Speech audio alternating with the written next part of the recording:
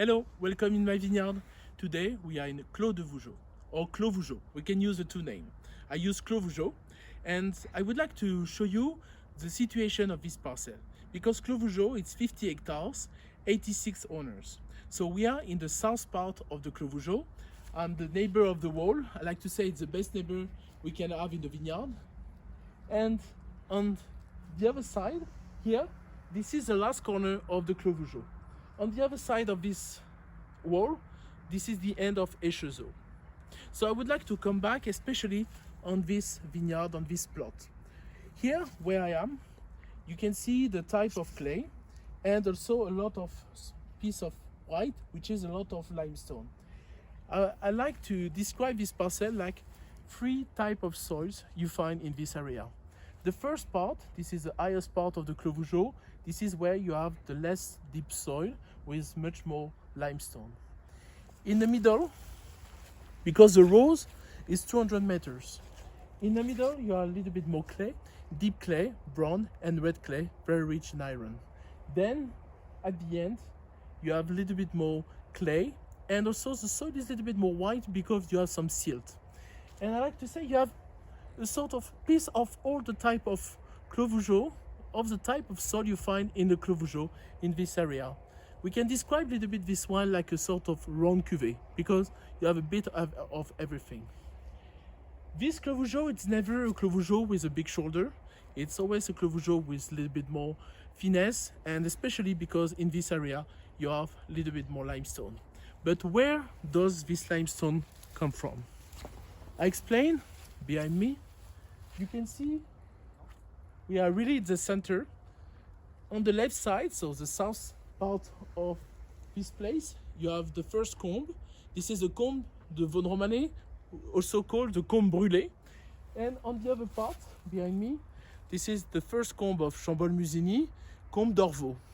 And we are really in the center of these two combes. So you can imagine when you are after the molt of the ice and all the clay down the slopes and down the combe and create the valley. Here it was a part where you have a lot of things coming from the two combes. It's why also this Clos Vougeot is situated in the downest part of the hill, but it's quite a very interesting and rich and a lot of different type of soil in this area.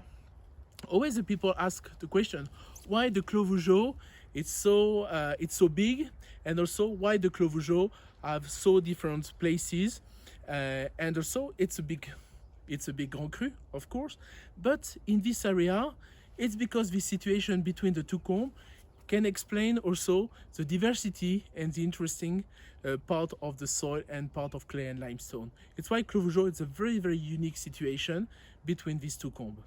In 19, this Clos Vougeot show a beautiful finesse, and I think it's one of the Clos Vougeot, it's one of the most finest Clos Vougeot I've produced since I've started.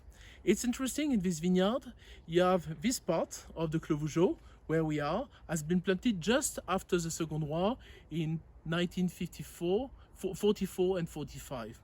We have another part in this parcel is younger, planted in 92. So I like to keep in this vineyard the old part of the Clos Vougeot parcel in old cluster and the youngest part ID stem. So we have approximately 50-50. It was 50-50 in 19, and this old cluster bring a lot of mineral, and this mineral, which is very interesting in terms of the calcium, phosphor, magnesium, it's a very good aromatic exhauster and bring a lot of freshness. This is what we need in the Clos Vougeot because it's a wine with quite a big bounce, but if we don't take some mineral from the soil, here we are inside the stem and inside the juice of the stem, so inside the sap, they can recreate a very interesting balance, and especially in terms of freshness. So 19 will be a Clos Vougeot with a lot of finesse, more than what we expect, and I'm sure it's a wine we can age for more than 10 years without any problem. Thanks to follow us. Hope to see you soon. Goodbye.